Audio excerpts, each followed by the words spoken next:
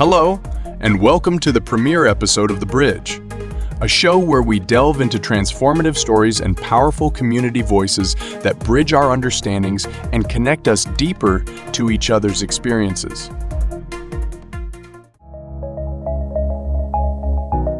In this episode, we're reflecting on Pride Month, June 2024 by taking you right into the heart of Columbus, Ohio. During its vibrant Pride Parade, Stonewall Columbus Pride. Here with us today is Jared Kenneth Page, a resident of Ohio who shares his journey through acceptance, identity, and pride. Jared, can you start by telling us about your first experience coming out and the emotions that surrounded that time in your life? I want to say I was probably 15, maybe 16. I knew I felt different my whole life. And I even had a girlfriend up to that point. But at that age, it wasn't just about me anymore. It was about her. And I asked myself, did I think I could go any further than what we were? And the answer was no. And then I got scared because I had to tell my parents, and not only her. But once I did, me and her were not on speaking terms anymore, because I don't know if I would say I lied to her for a long time, but I guess I wasn't honest either. So I lost my best friend, but I also found who I was. So at the end of the day, that's what was really most important. How did your parents react when you told them? My parents were accepting. I mean, I never had that fear, because even though I hadn't officially came out, I remember going around when I was little and wearing my cousin's high heel boots. You know what I mean? And they just always supported me.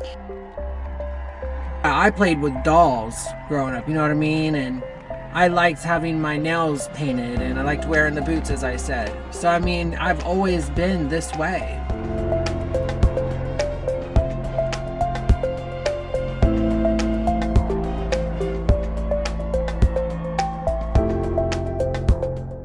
Could you share what it was like for you to make friends, especially before coming out?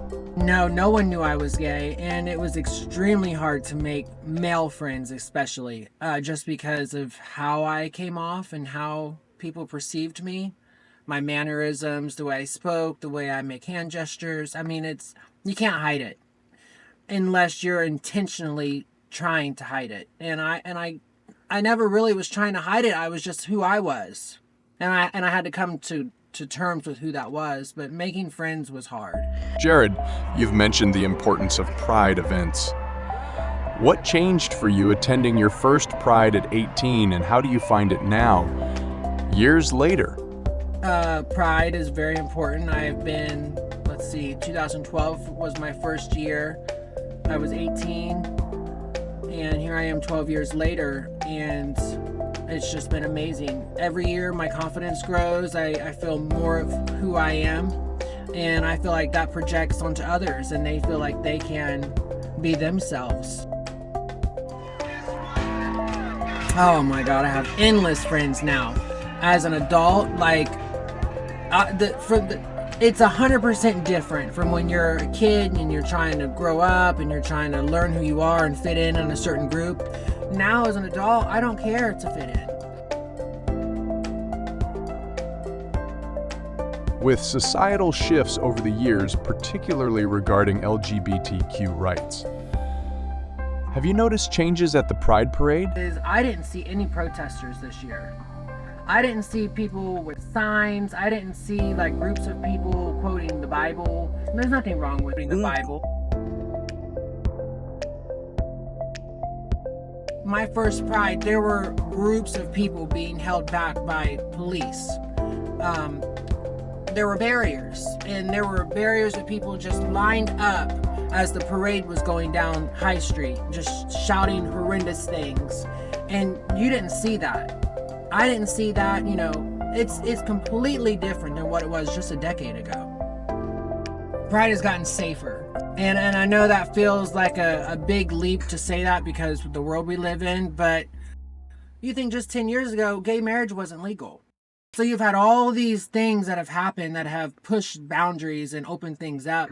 And then you have trans rights and transsexuals trying to fight for their rights and all this. And there's a space there for them. There's a space there for everyone. All these different groups in the gay community, bisexuals, people who identify as non-binary. They don't go by a man or a woman title. They're just who they are, them, they. And that's another big group fighting for their rights. It's wonderful to see progress being embraced at such community gatherings. Looking toward the future, Jared, what are your hopes for the LGBTQ community?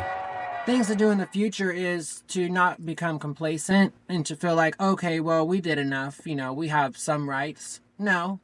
You continue to push forward until you feel like you could raise a family in a world where your child can go out the door dressed however they want to dress, speak however they want to speak, be friends with whoever they want to be friends with. And know that you can send your child to school without the fear of them being bullied every single day like I was for who you are. So it's a never-ending thing, It's never going to be over. I think a big thing is involving the church, honestly, because there are a lot of churches out there that are gay friendly. Because if you think about it, the big barrier between gays and straights is religion.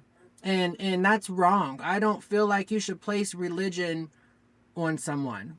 Because there's a million different religions. So who's to say which one is the right one? Jared, thank you for sharing your journey and reflections with us today. And to our listeners, thank you for joining us on this inaugural episode of The Bridge. Let's keep building bridges and celebrating every step of our collective journey. Join us next time for more stories that connect us